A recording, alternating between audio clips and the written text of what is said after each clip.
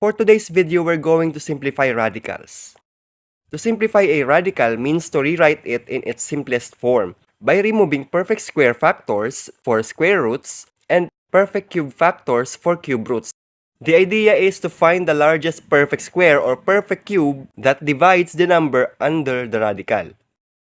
For example, number 1 we have here is square root of 50. First we need to do is to find factors for 50 that can give us a perfect square. In this case, we have 25 and 2. 25 times 2 is equal to 50. Square root of 25 is 5. Take the square root of the perfect square and leave the rest inside the radical. So we now have 5 times the square root of 2. Next, we have the square root of 72. Find the factors that will give us 72 and also a factor that can give us a perfect square. Okay, we have 36 multiplied by 2. The square root of 36 is 6. Take the square root outside, then leave the rest inside the radical sign. 6 times the square root of 2. Okay.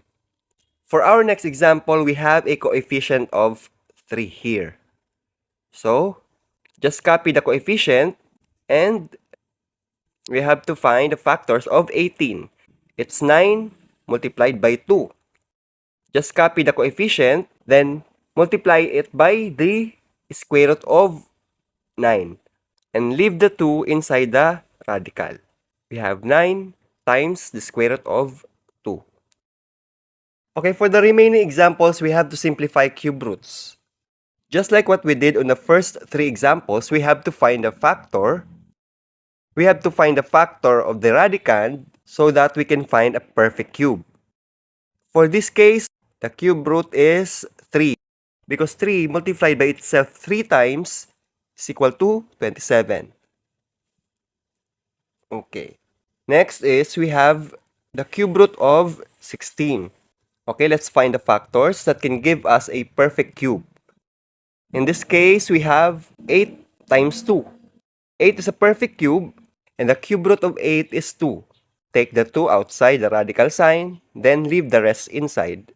So now we have 2 times the square root of 2.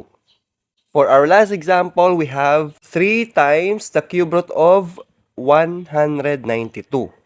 Okay, let's rewrite 3, the coefficient. We have 64 multiplied by 3. And the cube root of 64 is 4. So now let's simplify. The coefficient 3 multiplied by the cube root, then just leave 3 inside